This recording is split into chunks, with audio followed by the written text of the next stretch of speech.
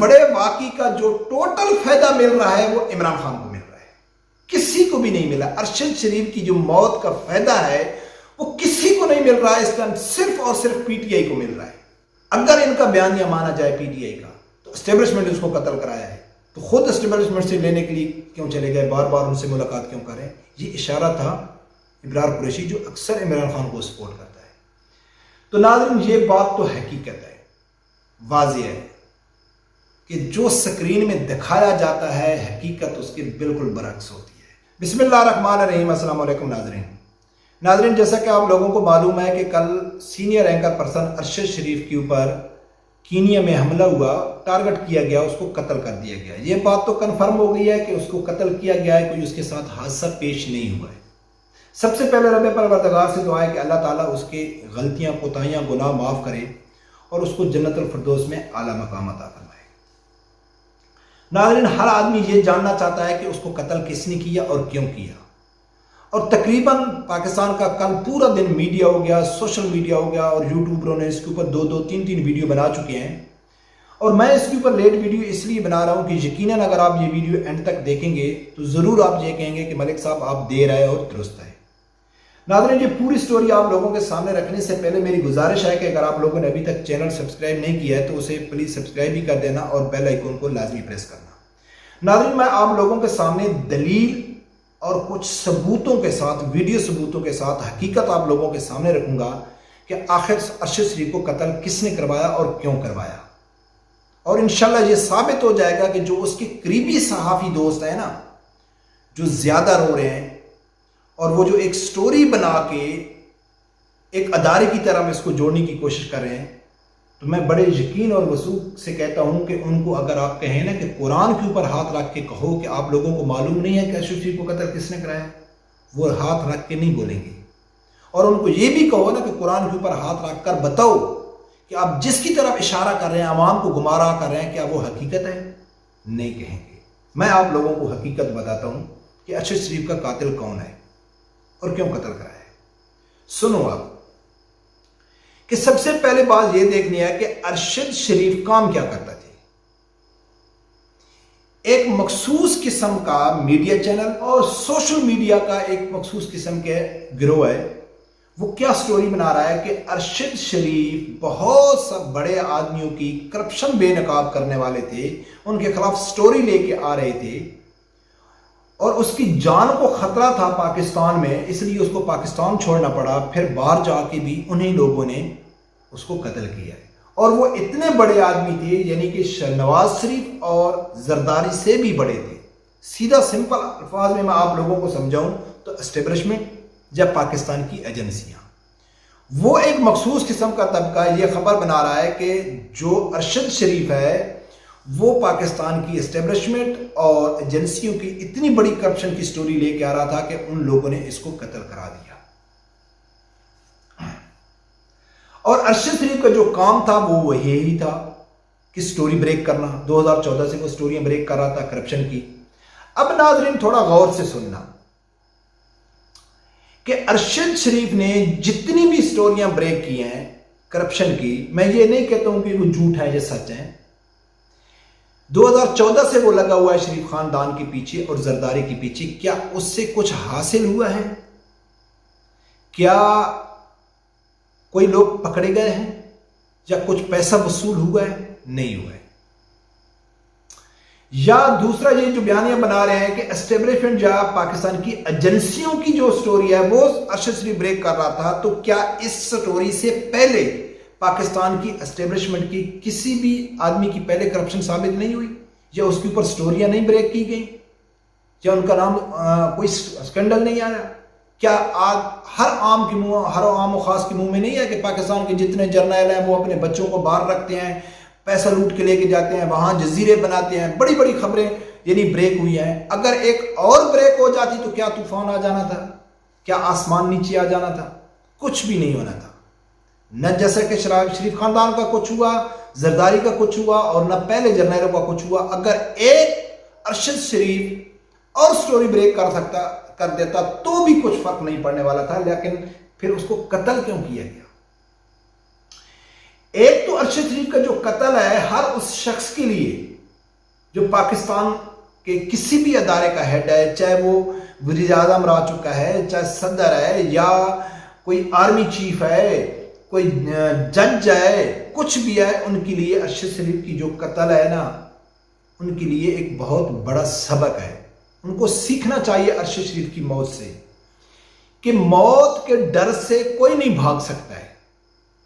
جو لوگ موت کے ڈر سے بھاگتے ہیں نا، تو ان کو یہ چیز واضح ہونی چاہیے کہ موت وہ کہیں بھی چلے جائیں، موت ان کے اوپر آنی ہے۔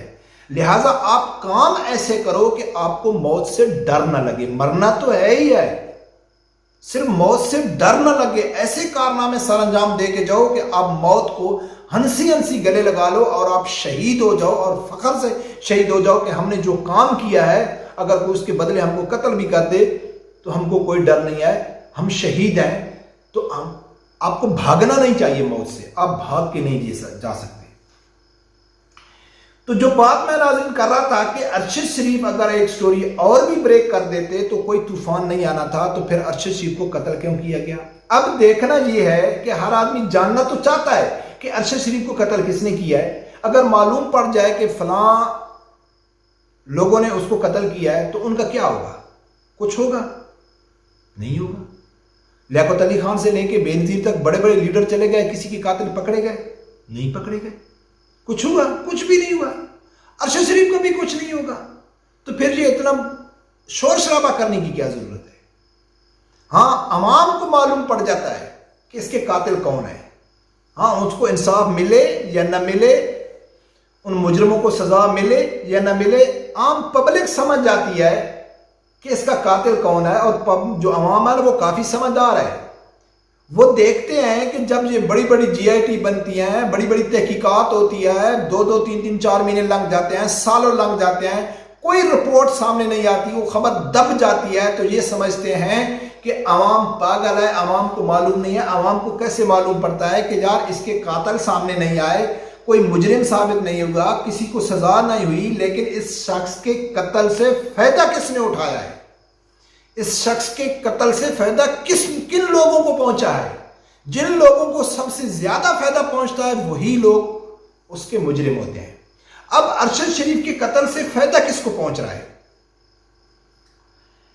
جو سٹوری تیار کی جا رہی ہے مخصوص قسم کے چینل سے، مخصوص قسم کی جماعت سے یا سوشل میڈیا سے، کہ یہ ایک بڑی کرپشن ثابت کر رہا تھا اور اس کو انہی لوگوں نے قتل کرایا، یعنی کہ ایجنسیوں نے قتل کرایا ہے۔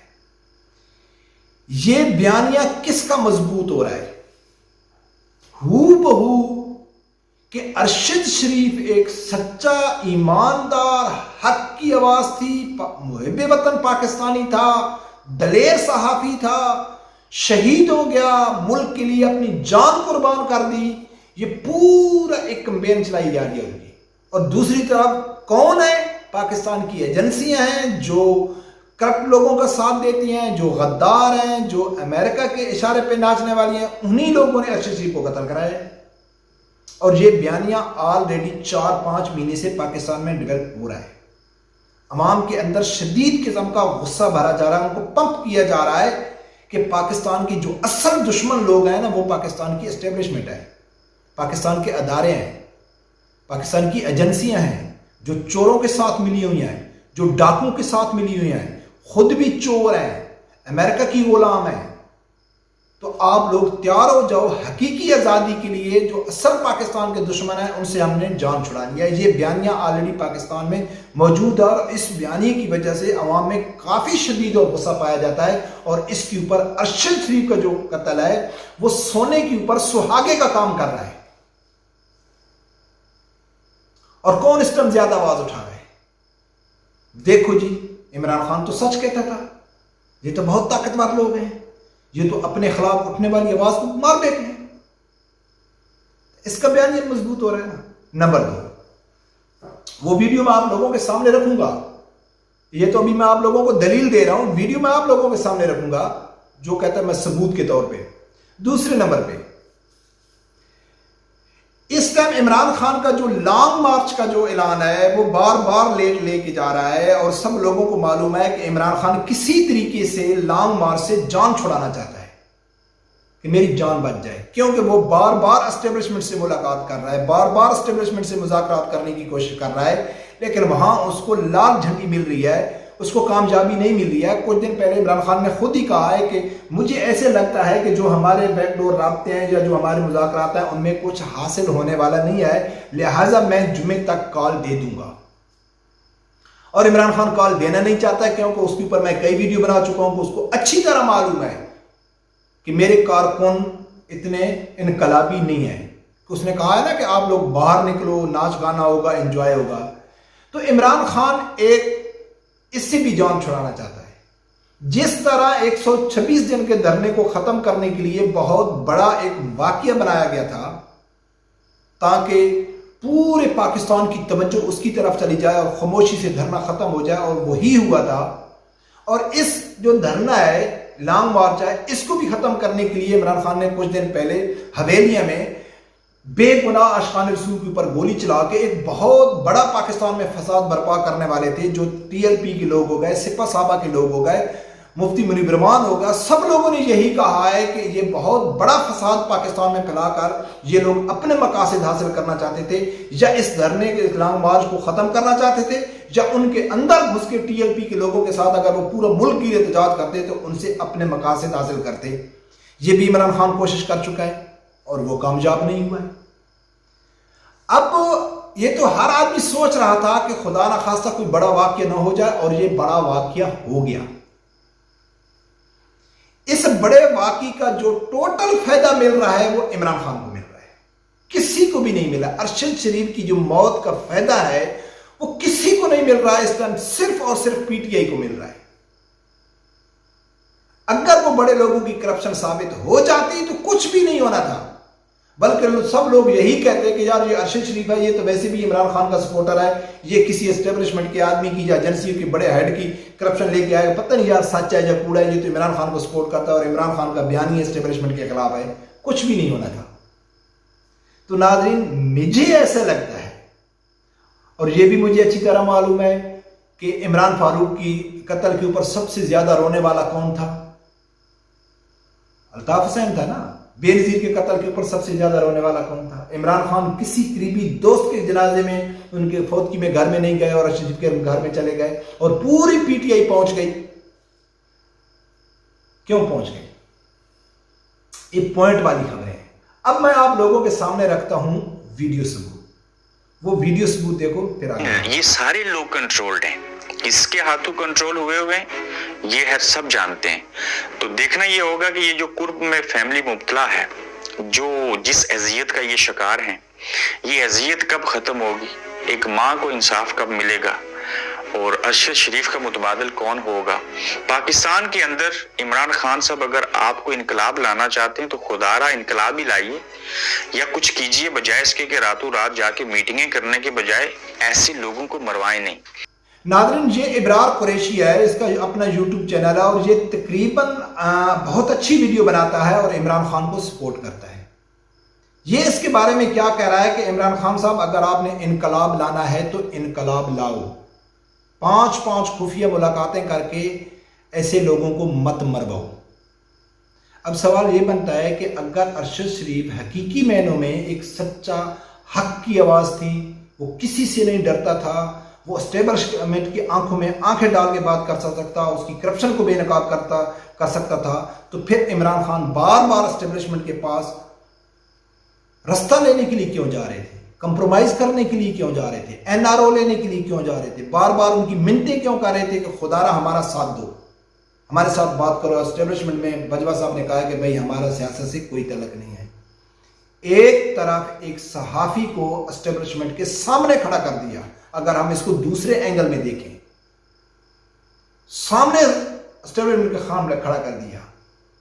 اگر ان کا بیانیہ مانا جائے PTI کا، تو اسٹیبلشمنٹ اس کو قتل کرایا ہے، تو خود اسٹیبلشمنٹ سے لینے کے لیے کیوں چلے گئے؟ بار بار ان سے ملاقات کیوں کریں؟ یہ اشارہ تھا ابرار قریشی، جو اکثر عمران خان کو سپورٹ کرتا ہے۔ تو ناظرین، یہ بات تو حقیقت ہے، واضح ہے کہ جو سکرین میں دکھایا جاتا ہے حقیقت اس کے بالکل برعکس ہوتی ہے۔ یہ سیاست ہے، یہ بڑے بڑے جو لیڈر ہیں، یہ اپنی کرسی کے لیے اپنے ذاتی مفاد کے لیے کچھ بھی کر سکتے ہیں. کچھ بھی سے مراد کچھ بھی کر سکتے ہیں. ہر وہ کام یہ کر سکتے ہیں جن سے ان کو فائدہ پہنچے، چاہے کوئی بھی سیاسی لیڈر ہے. رب پروردگار سے یہی دعا ہے کہ اللہ تعالیٰ ہر آدمی کو حق ساتھ سننے کی اور اس کے ساتھ کھڑے ہونے کی توفیق عطا فرمائے.